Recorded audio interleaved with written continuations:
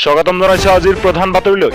আজি Ukraine Russia মহাযুদ্ধৰ বিষয়ে আলোচনা কৰিব তুৰ্কীৰ ৰাষ্ট্ৰপতি তাইপ এৰডোগানে।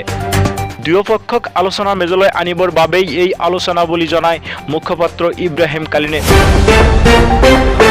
উত্তৰ প্ৰদেশৰ বিজেপি সাংসদ ৰীতা বহুগুণা যোশীৰ পুত্ৰ মায়াংক যোশীয়ে সমাজবাদী পাৰ্টিত যোগদান কৰে।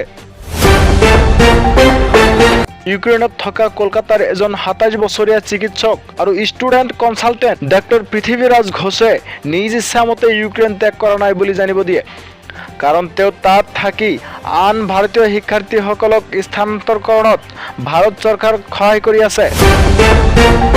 ইউক্ৰেইনত ৰাছিয়াৰ আক্ৰমণৰ পৰিপ্ৰেক্ষিতত ৰাছিয়া আৰু বেলাৰুছৰ বক্সাৰসকলক আন্তঃৰাষ্ট্ৰীয় বক্সিং প্ৰতিযোগিতাত অংশগ্ৰহণ কৰাত বাধা প্ৰদান কৰাৰ সিদ্ধান্ত লৈছে IBA। ইউক্ৰেইন আক্ৰমণৰ পাছত ব্ৰিটেইনৰ নাগৰিকসকলক ৰাছিয়া ত্যাগ কৰিবলৈ আহ্বান জনায় ব্ৰিটেইনৰ বৈদেশিক মন্ত্ৰালয়ে। ছিকিম চৰকাৰে আমা আঁচনিৰ জৰিয়তে ভোটাৰ তালিকাত নাম থকা সকলো কৰ্মহীন মাতৃক অৰ্থাৎ নন ৱাৰ্কিং মাদাৰক ২০,০০০কৈ টকা প্ৰদান কৰিব। ৰাছিয়াৰ প্ৰলয়ংকাৰী অমানৱীয় আক্ৰমণৰ বিৰুদ্ধে সৰব G7ৰ বৈদেশিক মন্ত্ৰীসকলে আন্তৰ্জাতিক মানৱীয় আইনৰ অধীনত নিৰ্বিচাৰে অস্ত্ৰ শস্ত্ৰ ব্যৱহাৰ কৰা সকলক জবাবদিহি কৰাৰ হুংকাৰ প্ৰদান কৰে। আমেৰিকা যুক্তৰাষ্ট্ৰ, জাৰ্মানী আৰু নেদাৰলেণ্ডে ইউক্ৰেইনলৈ অধিক অস্ত্ৰ শস্ত্ৰ আৰু সৈন্য প্ৰেৰণ কৰিব, এই মন্তব্য কৰে লিথুৱান প্ৰতিৰক্ষা মন্ত্ৰী আৰ্ভিদাছে।